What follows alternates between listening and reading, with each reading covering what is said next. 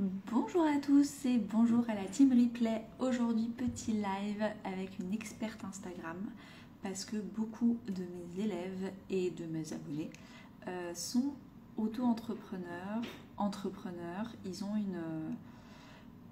un besoin en fait de percer, de comprendre Instagram et donc du coup je me suis dit que ça pouvait être sympa de demander à une experte qui arrive, qui va se présenter, qui s'appelle Amandine Fèbre et je vais lui poser quelques questions. Alors, Amandine, comment ça fonctionne? Je crois que c'est à toi de demander afficher. Est-ce que ça va marcher? Est-ce que ça va marcher? Coucou Amandine. Ça va? Bien et toi? Ouais, ça va. Mettre de la Trop. lumière à la noir.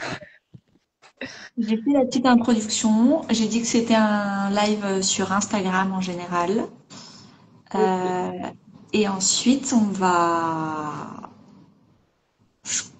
Tu commences par te présenter? Ouais, carrément. Moi, c'est Amandine. J'ai été community manager pendant là 3 à 4 ans. Ouais. C'était un peu après Covid parce que du coup, je trouvais pas de CDI, donc je me suis dit, je vais me démerder toute seule et je vais me lancer à mon compte et voir ce que ça donne. Et j'ai trouvé plus vite des clients qu'un CDI. Donc, du coup, je me suis dit, ok, je vais me lancer à 100% là-dedans. Et puis là, il y a quelques mois, j'ai fait un petit changement où je préfère coacher plutôt que de créer pour des clients. Donc, du coup, maintenant, je fais 100% du coaching et plutôt pour les coachs sportifs pour les aider à développer leur coaching en ligne. Donc, voilà. Ok. C'est quoi les grandes différences pour toi entre créer du contenu pour tes clients et coacher tes clients à créer leur propre contenu? Pour moi, en fait, c'est plus que quand tu fais du community management pour des clients, t'as pas ce côté tant que ça va, ça roule, personne ne dit rien. Et quand ça va pas, les gens le disent. Donc, ils disent jamais quand ça va, vu que ça roule. Donc c'est vrai que le coaching, c'est différent dans le sens où tu as des retours vraiment en direct avec la personne, tu peux les remotiver, etc. Je trouve que c'est pas du tout la même dynamique. C'est pour Ouais. ça que je préfère plus le coaching que de créer du contenu pour des personnes. Et au bout d'un moment, quand ça fait 3, 6 mois, un an que tu es avec le même client, parfois tu as un peu l'impression de tourner en rond et c'est plus. Les 3 premiers mois sont toujours un peu excitants parce que tu as la stratégie à mettre en place, tu as plein de contenus qu'ils n'ont pas forcément fait, etc. Mais c'est vrai qu'au bout d'un moment, je sais pas, j'avais un peu cette lassitude de parler un peu de toujours la même chose. Pour moi, ça me dérange pas bizarrement, mais quand c'était pour des clients, c'était un peu plus lassant, surtout quand tu passes tes journées à créer du contenu, quoi. Ouais. J'ai préparé 5 questions et en fait, cette petite introduction est parfaite. Pardon, j'ai oublié de me présenter. Anaïs Énergie. Je suis thérapeute PNL, coach de vie. Et j'ai un programme de 3 mois où j'accompagne les gens, entrepreneurs ou pas, à débloquer leur mindset, à ne plus avoir peur de décevoir ses proches pour réaliser leurs rêves, leurs projets et se retrouver eux. J'ai 50% de mes élèves de mon programme, ils sont entrepreneurs et 50% ils sont pas entrepreneurs et ils veulent juste une safe place pour se retrouver et faire une grosse retraite intérieure, on va dire. Et du coup, j'utilise tout ce qui est neurosciences, PNL, etc. Mais j'utilise aussi le tarot, la spiritualité. Donc c'est un bon équilibre entre les deux, la vie, on va dire, un peu plus perchée et le côté pied sur terre. Ouais, mais tu vois, les deux sont pas incompatibles, hein. Exactement. Et j'ai été 8 ans consultante en stratégie. Et ça fait. Et donc je faisais du coaching en banque, pour des dirigeants, des managers. Et ça fait 2 ans que je suis officiellement 100% que sur Analyse Énergie, même si j'avais commencé avant. Voilà. Trop cool. Du coup, la première question, euh, est-ce que tu conseilles aux gens qui viennent de commencer sur Instagram à prendre un community manager ou pas? Alors, moi, je conseillerais pas forcément de prendre un community manager dès le début. Pourquoi? Parce qu'en fait, quand on commence, on sait déjà pas soi-même comment faire. Donc, le truc, c'est que déjà, dès le début, on n'a pas forcément tous les moyens. On n'a pas fait 10 000 euros en un mois quand on commence. Enfin, ça dépend de la situation, évidemment. Mais déjà, d'un point de vue financier, ça va pas être possible. Payer un community manager 100, 350 euros au mois, vous allez être très vite déçu parce que la personne, elle va juste exécuter. Elle n'a pas du tout de regard sur la stratégie, etc. Parce que vous la payez au minimum, ce qui en soi fait sens. Deuxièmement, pourquoi c'est pas intéressant de le faire? C'est parce que en fait, il faut d'abord vous apprendre à savoir comment bien le faire. Parce que là, du coup, le jour où vous voudrez déléguer, vous serez sûr que la personne, elle fait les choses correctement. Le souci, c'est que quand on ne sait pas faire et qu'on vous souhaite déléguer, bah, malheureusement, en fait, on n'a pas vraiment assez de recul pour savoir si la personne, elle fait du bon boulot ou pas. Et du coup, moi, ça m'est arrivé de revenir après des community managers, même des personnes qui ont fait des publicités, etc., de voir le travail qui avait été fait et me dire, oulala, oulala, ça va pas du tout. Et du coup, c'est pour ça que c'est hyper important de se former d'abord, de le faire pour comprendre les mécanismes, pour comprendre comment ça marche, plutôt que de chercher à déléguer dès le début. Et en général, si on cherche à déléguer, c'est parce que ça nous fait chier, entre guillemets, parce qu'on n'a pas envie de le faire. Mais il faut comprendre aussi que dans l'entrepreneuriat, on ne fait pas tout le temps des choses qui nous font plaisir. C'est normal de passer par cette phase-là. On passe tous par une phase novice. Et du coup, je pense que c'est hyper important de comprendre d'abord comment ça fonctionne pour ensuite pouvoir déléguer. Parce que sinon, ouais, t'as pas de regard. Ouais. Moi, je vais donner mon expérience. Du coup, très vite, j'ai pris une community manager en 2023. Ouais, Et, euh, et donc, du coup, bah, elle a fait le community management. Voilà. Le problème, c'est que moi, j'ai clairement délégué parce que ça me saoule. À l'époque, ça me saoulait Instagram. Mais en fait, le début d'Instagram, quand on fait du community management, ça nous force à comprendre nos clients, qu'est-ce qu'ils veulent, qu'est-ce qu'ils attendent. Et en fait, ça nous rapproche énormément de comprendre notre client. Et moi, comme j'avais sauté cette étape-là, j'ai eu très peu de retours. Donc, je pense qu'en un an, j'ai dû dépenser 3 000 euros. J'ai eu très peu de retours. Pas beaucoup d'abonnés, pas tant de ventes que ça. Euh,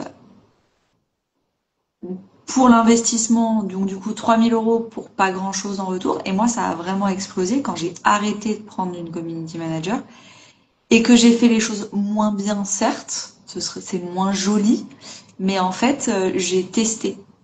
Et le truc, c'est que avec le budget que j'avais, c'était quelque chose comme 300 euros par mois. J'avais deux posts et plein de stories. Sauf qu'en fait, maintenant, je poste tous les jours.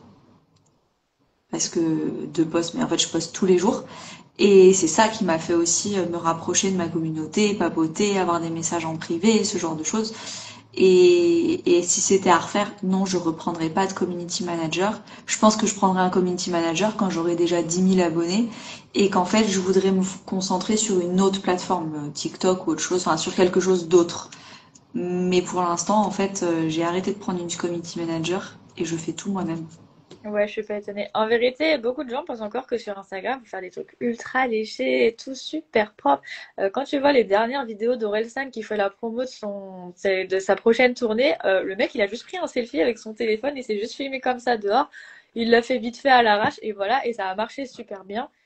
Aujourd'hui, il faut arrêter de croire qu'il faut faire des contenus ultra léchés, c'est pas vrai. Oui, c'est sûr, il y a certains contenus qui sont vraiment très bien filmés et tout, qui sont mis en avant, parce que en même temps, le fond est intéressant. Enfin, il n'y a pas forcément que la forme qui compte. Et t'as raison, en soi, c'est hyper important d'échanger avec des abonnés, surtout qu'ils font profiter au début, justement, quand t'as une petite communauté. Donc, t'as le temps d'échanger avec chaque personne. Et du coup, c'est ça aussi qui va t'aider, bah, même toi dans tes contenus, à avoir des idées, à réutiliser leurs propres mots, etc. Et ça, en fait, c'est hyper important. C'est de l'or, en fait. Donc, Ouais. je comprends cette idée de quand on n'est pas vraiment Instagram, etc. Je comprends cette idée du rejet un peu total, en mode, ah non, c'est bon, je ne vais pas m'en occuper. Mais il faut se dire que ça va nous aider en fait sur le long terme. Et c'est pour ça que c'est intéressant de déléguer, mais qu'une fois que tout est bien mis en place, qu'on a compris les rouages, etc., et que la personne que vous prenez sera déjà peut-être avec un profil un peu plus expérimenté, qui pourra vraiment vous guider et vous aider là-dessus, quoi. Mais ouais, au début, pas forcément. Ouais. Il y a Camille qui dit, j'ai du mal à publier car justement, c'est jamais assez parfait de mon point de vue. De toute façon, ça sera jamais parfait. L'important, c'est que ce soit fait et pas parfait. Parce que si on est dans l'imperfection et si on pense que chaque contenu va être imparfait, le seul souci, c'est que on va jamais passer à l'action. Et en fait, ça, c'est le cerveau qui a juste peur. Enfin, tu connais mieux que moi, Anaïs, je pense qu'il pourra parler là-dessus.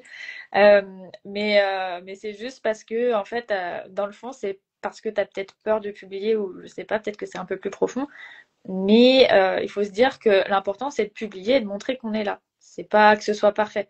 Je peux te montrer des contenus. Mes premiers contenus, ils étaient horribles, éclatés au sol, vraiment moches, horribles. Et je me suis pas posé la question s'ils étaient parfaits ou pas. Je l'ai fait pour un parce que au moins, en fait, si tu le fais pas, ce sera zéro. À la fin du mois, tu auras fait zéro post. Que si tu le fais, même si c'est pas parfait, bah mettons, tu postes une fois par semaine, ça fait déjà 4 contenus. Ça, du coup, tu te donnes 4 fois l'opportunité d'être visible auprès de ta cible. Donc, En fait, voilà. les gens qui ont du mal à se lancer parce qu'ils veulent que ce soit parfait dès le départ, prenez l'analogie du vélo ou du tennis. Si vous voulez apprendre à faire quelque chose, en fait, il va falloir avoir des échecs au début. Il va falloir être nul. Il va falloir passer par la case je suis débutant et c'est la honte. Et si jamais vous commencez, bah jamais vous apprendrez à faire du tennis. Ça n'arrivera du coup jamais. Donc là, la question qu'il faut se poser, c'est quel est le temps que vous perdez à dire ah j'ose pas machin. Plus vous avez d'échecs, plus vite vous allez y arriver au parfait. Mais en fait, c'est avec plein d'essais moches qu'il faut pas supprimer. Hein. Vous postez, c'est pas parfait, vous notez sur un petit cahier, ok, la prochaine fois, faut que j'améliore la police. Ça, c'est pas très lisible, cette couleur-là, je comprends pas, c'est pas harmonieux, machin. Vous notez, ok, et le prochain, il sera 1% de mieux, puis le prochain, il sera 1% de mieux, et puis le prochain, il sera 1% de mieux. Et c'est comme ça qu'on atteint le parfait, c'est en faisant, en pratiquant, en tombant. Exactement, j'aurais pas mieux dit. Un petit conseil pour le montage, pour les nanas du coup qui vont arrêter de prendre une community manager et qui vont Ouais. apprendre elles-mêmes à mettre les mains dans le cambouis. Bon, déjà, moi, personnellement, j'utilise CapCut en version payante. Je sais qu'il y a beaucoup de gens qui se sont plaints que le prix avait augmenté, mais j'ai pas compris quand tu es sur un plan normal, entre guillemets, que t'as pas plusieurs personnes dans une équipe. Techniquement, c'est toujours 80 € par an, si je dis pas de bêtises. Donc, c'est vraiment un investissement mineur. Et après, pour le montage, si j'avais juste une chose à dire, c'est faites simple. Ne vous cassez pas la tête. Il y a des vidéos qui font des millions de vues et qui n'ont pas un montage ultra complexe. Si jamais voilà, vous voyez une vidéo, vous aimez bien le montage, bah, vous pouvez tout simplement vous regarder un petit peu ce qui se fait, regarder des tutos, etc. Ça s'apprend, hein, de moi pareil, hein, avant de faire des montages qui étaient bien, j'ai dû aller voir bah, comment les gens faisaient, pourquoi, c'est quoi la mimique. La seule règle en montage qui est ultra importante, c'est qu'il faut qu'un plan soit statique maximum 4 secondes. Ça, c'est la seule règle à se rappeler.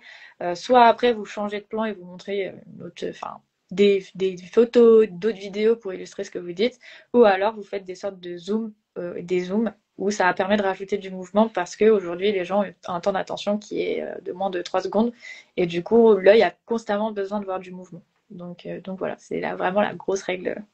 Mais le statique 4 secondes, c'est En gros, parce ça que c'est parce que vu que le temps d'attention il est tellement restreint sur Instagram qu'en fait on a besoin de voir du mouvement et en fait on peut s'en rendre compte quand on regarde des films aujourd'hui, Netflix, en fait on se rend compte que si tu regardes un film, tu vois les plans ils changent tous les 4 secondes à peu près, ou moins de 4 secondes. Alors qu'avant, les plans dans les films, ils pouvaient durer 10, 20, 30 secondes et du coup tu gardais toujours la même image où ils ouais. suivaient avec. Qu'aujourd'hui en fait les plans sont coupés toutes les 4 secondes. Donc en fait, ça c'est fait exprès, c'est parce on a un temps d'attention qui, avec les réseaux sociaux, qui a diminué, et donc c'est pour ça que c'est intéressant de le faire. Ok. Deuxième question pour toi. Si tu devais tout recommencer à zéro sur ton compte Instagram, etc., c'est quoi les Ouais. 3 choses que tu ferais différemment par rapport à toi, comment tu as commencé? Ouais. Alors, il y a beaucoup de choses qui ont changé depuis que j'ai commencé, mais si je devais déjà recommencer à zéro, un truc que j'avais pas fait au tout début, c'était de me nicher, en fait, trouver une niche tout simplement. Parce qu'au final, mon message était très, très de tout. Donc j'ai eu vraiment des clients dans tous les domaines. Maintenant, est-ce que j'ai kiffé à travailler avec chacun d'entre eux? non, pas forcément. Et du coup, ce qui fait que bah, parfois tu te retrouves à travailler parce que bah, c'est bien, ça te fait de l'argent d'un côté, mais t'es pas forcément aligné avec soit la personne avec laquelle tu travailles, soit tu souffles un peu pour, pour bosser. Donc vraiment, je pense que se nicher et trouver les personnes avec qui on a vraiment envie de travailler, c'est vraiment important. Sur Instagram, après, je sais que bah, commencer, c'était bon, les reels, ça n'existait pas. C'est vrai qu'aujourd'hui, il y a beaucoup de vidéos. Donc, je me serais aussi peut-être formée plus sur la vidéo. Parce que c'est vrai que quand on ne connaît pas, bah, c'est quand même un monde, hein, faut pas, on va pas se le cacher.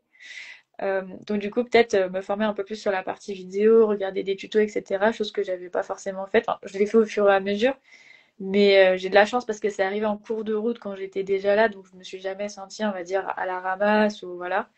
Euh, donc voilà. Et du coup, bah, forcément, pour revenir à la niche, comme ça, en fait, en plus, vous faites des contenus qui sont 100 fois plus ciblés. Et du coup, ça va vraiment attirer les bonnes personnes vers vous. Et ça, c'est ultra important. Les vues, en soi, on s'en fout. L'important, c'est d'attirer des personnes qui sont potentiellement vos clients idéaux ou en tout cas les Ouais. personnes que... Ça, je le dis beaucoup à mes élèves qui me disent, ouais, je veux plein d'abonnés. Je fais, regarde, moi j'en ai 1000 et je me verse un salaire tous les mois. Il en faut pas beaucoup, il en faut des bons. C'est ça, c'est ça. Il y a même des influenceurs qui ont des millions d'abonnés et le jour où ils lancent un produit, ils font littéralement 20 balles de chiffre d'affaires parce que bah, soit les gens qu'ils ont attirés sont pas du tout en phase avec le produit ou bah, ils n'ont pas appris à vendre. Et en fait, vendre, pareil, c'est une compétence à apprendre, surtout quand on est entrepreneur, c'est pas forcément quelque chose d'inné, quoi. Donc, ouais. Ouais. Troisième question, comment on peut percer sans tomber dans le paraître ou le fake? Il y a des gens, ils ont énormément du mal à montrer leur visage. Et moi, j'arrête pas de dire à mes élèves, arrêtez de montrer des logos.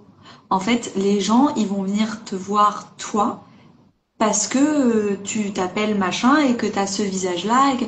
Et en fait, à force de mettre des logos, ouais, mais j'ai fait un logo pour mon entreprise. Super, tu peux le mettre en bas à gauche, mais montrez votre visage au moins un post sur deux, surtout sur la photo. C'est super que vous ayez fait un logo, mais en fait, montrez votre visage parce que les gens, ils s'accrochent à l'humain, à l'authenticité humaine. Et ils me donnent une confiance, pas un logo, ils donnent une confiance à un autre humain. Mais ils ont du Ouais. mal, enfin, tous mes élèves du mon programme, ils ont du mal à montrer leur visage. Alors, honnêtement, c'est comme si en fait aujourd'hui tout était robotisé, que vous rentriez dans une boutique et que ce soit carrément un petit robot qui vienne vous voir pour vous dire ok vous voulez quoi. Bon bah déjà ça vous fait chier parce qu'il n'y a pas d'être humain et c'est énervant. Et du coup en fait ça permet vraiment d'humaniser. Les gens achètent qui vous êtes au-delà de vos services. Et c'est vrai que ça c'est quelque chose qui est difficile à se dire au tout début parce qu'on se dit bah non c'est parce que mon produit ou mon offre elle est géniale et tout. Mais si vous êtes en contact avec la personne, forcément, elle va vous acheter pour votre personnalité, en fait. Après, c'est vrai que moi, je suis pas, j'ai pas passé par la case logo, mais c'est hyper important d'humaniser parce que c'est ça, en fait, qui va aussi faire votre différence sur Instagram. Vous allez voir plein de contenus, etc. On crame direct quand c'est écrit de toute façon avec ChatGPT parce qu'il n'y a pas de personnalité et tout. Par contre, à partir du moment où vous montrez votre personnalité, où vous utilisez des mots que personne n'utilise, des expressions que personne n'utilise, bah en fait, c'est ça qui vous rend unique. Et il faut se dire que c'est votre personnalité et qui vous êtes qui va faire la différence au-delà du contenu en lui-même, du conseil que vous allez donner, etc. Et c'est ça qui va donner du relief et qui va vous démarquer en fait des contenus qui sont littéralement partout. Et en fait, on se rend compte que les personnes qui sont plus authentiques et qui s'expriment bah, comme elles parlent, entre guillemets, sur les réseaux sociaux, etc., où c'est pas ultra lisse, bah, c'est ça qui marque. Et d'expérience, à chaque fois que j'ai parlé, pas forcément de mes victoires, mais même de mes moments où ça allait pas, bah, les gens ont beaucoup plus réagi quand j'ai partagé bah, mes échecs, des choses comme ça, parce que ça vous rend humain. Et en fait, bah, la vie, il n'y a pas que, c'est pas partout bien. Surtout sur Instagram, tout le monde est conscient que, bah, voilà, tout est parfait, tout est lisse. Du coup, le fait que vous montiez votre vulnérabilité ou des échecs, etc., et de vous montrer vous, bah, ça montre que vous êtes une personne bah, comme moi, entre guillemets. Et du coup, c'est vrai que c'est hyper important de se montrer. Euh, Petit conseil, si jamais vous voulez pas vous montrer parce qu'il y a des proches, vous avez peur du jugement, etc., n'hésitez pas à les bloquer. Euh, Honnêtement, pour être transparente, j'ai bloqué moi mes parents parce que j'ai pas envie qu'ils s'inquiètent ou je sais pas quoi, qu'ils me posent des questions ou bref, qu'ils rebondissent sur une vidéo qu'ils n'ont pas compris alors que déjà, bon, comprendre mon métier, c'est un peu compliqué. Donc, n'hésitez pas à bloquer en fait les personnes qui vous gênent pour vous mettre en avant. C'est pas grave. Ils en voudront pas parce que de toute façon, ils vont pas vos contenus passer. Et en plus, vous serez plus à l'aise pour vous exprimer plus librement. Moi, j'ai au tout début, je pense qu'ils sont encore bloqués du coup, mais j'ai bloqué mes anciens collègues. Oui, bah voilà, c'est parfait. Donc je pense qu'aujourd'hui, ils sont encore bloqués, mais comme j'étais en train de me lancer et que j'étais encore un peu en CDI, etc., je voulais pas qu'ils voient. Donc j'avais tout bloqué, c'est dans les paramètres. Vous pouvez Ouais, bloquer les gens ou si ça vous avez déjà, vous êtes en train déjà d'être courageux et de vous lancer sur les réseaux sociaux, de lancer votre entreprise. S'il y a certaines personnes qui vraiment ça vous terrifie qu'elles voient votre contenu, vous les bloquez, elles verront rien. c'est ça, exactement. Moi, franchement, c'est meilleure technique pour être à l'aise. Ouais. Avant-dernière question. Beaucoup de gens disent que l'algorithme m'aime pas, l'algorithme a changé, l'algorithme, c'est pas ma faute, etc. Qu'est-ce que tu réponds à ça? Alors, il faut déjà savoir que l'algorithme, il est basé sur des comportements humains. C'est-à-dire qu'il est basé sur moi, toi, Anaïs, euh, tout le monde. C'est pas que l'algorithme il vous aime pas, c'est juste que vous avez pas forcément compris la mimique, comment ça marche, le cerveau pour qu'il puisse rester sur une vidéo assez longtemps. Faut comprendre que déjà sur Instagram, la complexité maintenant, c'est qu'il y a plusieurs algorithmes en fonction des différents formats. Ça va pas être les mêmes. Et en plus, en fonction de ça, il faut comprendre que, oui, c'est vrai que quand on parle à quelqu'un comme un coaching ou là, quand on discute comme ça, on n'a pas besoin de structurer nos propos, entre guillemets, parce que, voilà, on est là parce que le sujet nous intéresse. Mais il faut comprendre que sur les réseaux sociaux, si on n'utilise pas des structures de copywriting de base, on va dire, entre guillemets, si vous préparez pas vos vidéos, malheureusement, pour retenir quelqu'un qui ne vous connaît pas et qui est en train de scroller comme un malade, parce que moi ça m'arrive, hein, le soir je m'allonge, paf, hop, c'est parti. Franchement, si je suis pas accrochée pareil dans les trois premières secondes, vous pouvez être sûr que je vais continuer mon marathon du scroll et je vais pas m'arrêter. Et c'est pour ça que c'est hyper important de bien travailler ses contenus. Je sais qu'aujourd'hui, il y a beaucoup de gens qui disent de faire beaucoup de contenu, etc. Moi, je suis pas forcément de cet avis-là, je suis pas forcément de cette école. Pourquoi? Parce que en fait, quand on est dans la production, on est trop dans la production. On poste, on poste, on poste, on poste, on poste. Et en fait, la plupart des gens, ils oublient l'étape d'analyse. Ok, j'ai posté, mais qu'est-ce qui s'est passé? Ok, j'ai envie de faire cette vidéo, mais comment faire du coup pour que la personne elle reste un maximum de temps sur cette vidéo? Donc en fait, moi je suis plutôt de l'école du il vaut mieux prendre le temps d'analyser. Certes, c'est chiant, c'est pas la partie agréable à analyser, regarder ce que font les autres, c'est un peu chiant. Mais moi, c'est comme ça qu'en tout cas, j'avais réussi à faire passer mes reels de, je sais pas, je devais être allée à 1000 vues en moyenne, à 3000, 5000. Après, j'ai fait des reels à plus de 10 000, 100 000 vues. Parce qu'en fait, c'est des reels que j'ai travaillé, en fait. Et en fait, ce qu'on ne vous dit pas, c'est que les reels qui marchent le mieux, ou les contenus qui marchent le mieux, c'est des contenus qui ont été réfléchis à l'avance. Que ce soit au niveau de l'accroche, que ce soit au niveau de la structure, etc. Et du coup, c'est pas que l'algorithme ne vous aime pas, c'est que juste vous n'arrivez pas à retenir l'attention des gens. Et en fait, c'est un peu, c'est le sujet central en fait sur les réseaux sociaux, c'est faire en sorte que vous restiez sur la plateforme ou sur une vidéo un maximum de temps parce que ils vous volent votre temps, ce qui est votre ressource la plus précieuse. Et du coup, c'est plus ça sur l'aspect sur lequel il faut réfléchir. L'algorithme, il n'est pas contre vous. Et il a été fait parce que il y a même des équipes en interne, Instagram, TikTok, Facebook. Il y a des experts, des psychologues, des personnes qui sont bons ici en neurosciences et qui savent exactement comment le cerveau fonctionne. Donc, tout simplement, ils ont juste analysé vos comportements et ils les ont retranscrits pour faire en sorte que ça devienne un maximum addictif. Donc voilà, l'algorithme n'est pas contre vous, au contraire, il s'appuie sur exactement vos comportements et votre façon de vous comporter sur les réseaux. Donc, il faut juste aussi comprendre comment ça fonctionne et comment en fait nous on fonctionne en termes de rétention d'informations, comment on fait pour rester sur une vidéo, qu'est-ce qui fait que. Donc voilà. Dernière question. Ouais. Si tu avais un seul conseil pour oser se montrer davantage en 2025, ce serait quoi? Si j'avais un seul conseil, c'est, je sais pas si je vous conseille un livre à lire, c'est L'art d'en avoir rien à foutre. Euh, Ah, il est bien. ouais. Et du coup, je vous conseille de juste d'adopter la stratégie du j'en ai rien à faire. Je sais qu'il y a beaucoup de gens qui s'empêchent de se montrer parce qu'ils ont peur des haters, des commentaires malveillants, etc. En 4 ans, j'ai dû en avoir, allez, deux peut-être max sur Instagram.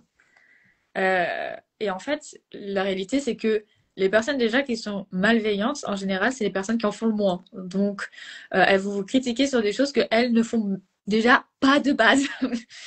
Donc, il faut se dire que si, en gros, je fais souvent ça maintenant, c'est si je fais ça, qu'est-ce qui se passe? Mais si je le fais pas, qu'est-ce qui se passe? Donc, Ouais. si je me montre sur Instagram, qu'est-ce qui se passe? Oui, effectivement, je peux recevoir des commentaires, mais je peux potentiellement attirer des gens, mais je peux potentiellement, du coup, commencer à vendre X ou Y, ou je peux commencer à parler de mes convictions, etc. Par contre, si je le fais pas, qu'est-ce qui se passe? Ouais. T'as rien, je vais toujours être dans la situation actuelle, je vais pas me montrer, mes stats, elles On sont au en plus revient un bas. peu, on en revient un peu au message de Camille. C'est Euh, ça, En fait, vous, à la base, vous avez envie de vous montrer sur les réseaux et de vous trouver bien et d'être fier de ce que vous êtes en train de montrer. Le problème, c'est que vous partez de zéro et que vous êtes débutant dans le fait de vous montrer. Donc, va falloir essayer, il y aura des échecs et c'est pas grave. Mais au début, vous serez peut-être pas, ah mais j'aurais pas dû mettre ce t-shirt, ah mais là je souris pas, là je suis pas du tout avenante, là je bégaye, on comprend pas ce que je dis, et puis au fur et à mesure, bah vous aurez le bon t-shirt, vous aurez le bon sourire, la bonne posture, les bons mots de vocabulaire, et puis chaque vidéo en plus, ça va s'améliorer. Mais c'est comme le tennis ou je sais plus ce que j'ai mis comme exemple, mais il va falloir pratiquer.